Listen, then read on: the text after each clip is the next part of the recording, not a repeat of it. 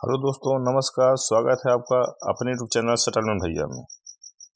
दोस्तों, आज हम बात करेंगे लोन सेटलमेंट को लेकर आरबीआई के नए गाइडलाइन के बारे में।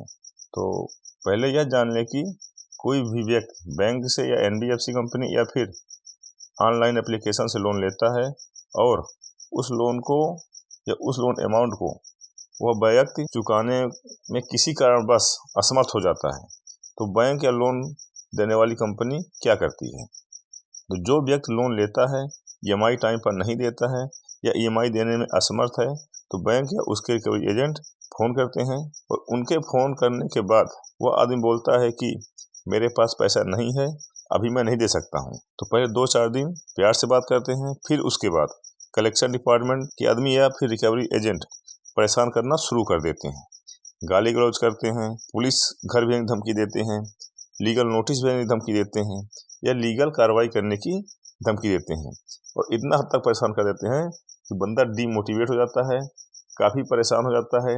कई लोग सारे तो इस परेशानी के चक्कर में खुदकुशी कर चुके हैं और कई लोग खुदकुशी करने के कगार पे खड़े हैं। मगर कोई कितना भी परेशान कर ले, अगर उस व्यक्ति के पास पैसे ही नहीं है तो आदमी कहाँ से पैसा देगा। फिर भी बैंक वाले बोलते हैं कि आप पेमेंट कर दो, नहीं तो आपका अकाउंट एनपीएम चला जाएगा, सिविल खराब हो जाएगा।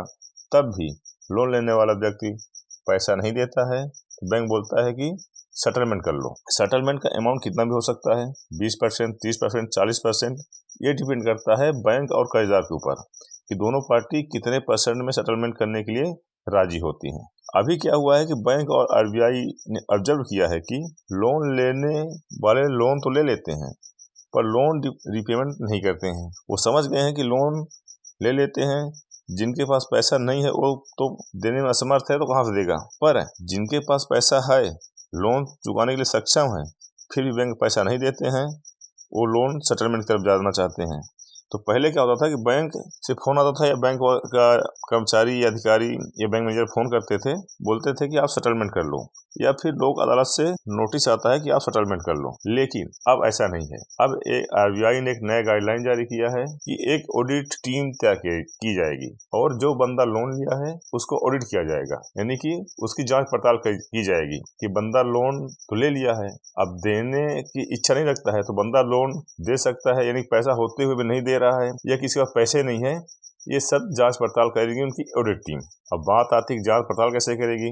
तो आप जब लोन लेते हो, आप सिक्योर्ड लोन लो या अनसिक्योर्ड लोन लो, तो उनके पास आपका आधार कार्ड और पैन कार्ड आप देते हो। तो जब भी वो आधार कार्ड पैन कार्ड डालेंगे तो आपका सारी डिटेल आ जाएगा कि आप कहाँ जॉब करते हो, किस चीज़ की जॉब करते हो, आपकी सैलरी बैंक में आती है कि नहीं आती है, ये सारी जानकारी उनके पास उपलब्ध हो जाएगी। तो जब ऑडिट टीम आपकी जानकारी लेकर बैंक या आरबीआई को देगी कि बंदा ये लोन तो ले लिया है और लोन देने के ये सक्षम भी है, इसका पैसे भी नहीं है और जानबूझकर लोन नहीं दे रहा है, तब आपका बैंक कभी भी किसी भी सूरत में सेटलमेंट नहीं करेगी। यदि ऑडिट टीम आपका ये रिपोर्ट देती है कि हाँ, ये बंदा जेन्युइन प्रॉब्लम में है, मेडिकल कारण पैसा नहीं दे पा रहा है, किसी पास पैसे ही नहीं है, बिजनेस लॉस हो गया है या कि नौकरी चली गई है, तो उस सिनेरियो में आपका बैंक सेटलमेंट कर सकती है। तो दोस्तों, ये आरबीआई की बहुत बड़ी गाइडलाइन है। तो दोस्तों, अगर आपको लोन सेटलमेंट करवाना ही है, आपको लग रहा है कि मेरे पास पैसे नहीं हो पाएंगे, तो आप कभी भी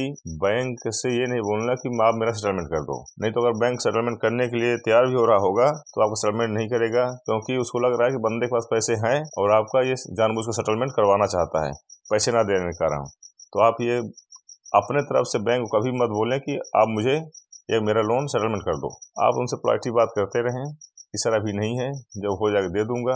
8 महीने, 9 महीने, 10 महीने बीत जाएंगे, क्योंकि लोन का सेटलमेंट कभी भी 6 महीने के बाद आता है, उससे पहले नहीं आता है। कि आप लगातार 6 महीने तक ईएमआई पे नहीं करोगे, जब बैंक को लगेगा मेरा पैसा नहीं मिलने वाला है, तभी वो सेटलमेंट की तरफ आपकी तरफ बढ़ेंगे, अन्यथा आपका सेटलमेंट बैंक अपने तरफ से कभी भी नहीं करेगा। और अब तो आरबीआई गाइडलाइन भी आ गया है, पहले ऑडिट होगा बंदे का, उसके बाद लोन सेटल किया जाएगा। तो इसमें और भी मुश्किलें आपकी बढ़ सकती हैं। इसलिए जितना हो सके अगर आपके पास पैसे नहीं है उनसे कांटेक्ट में रहिए। ऐसा मत कि आप मोबाइल बंद कर दो या कि उनके ईमेल का जवाब ना दो या कि उनके नोटिस का जवाब मत दो। आप हमेशा उनसे कांटेक्ट में रहें, बात करें। हाँ, अगर लोन सेटलमेंट करवाना चाहते हो तो अगर आपसे ज़्यादा अमाउंट मांगे तो आप उनसे बार्गेनिंग कर सकते हो।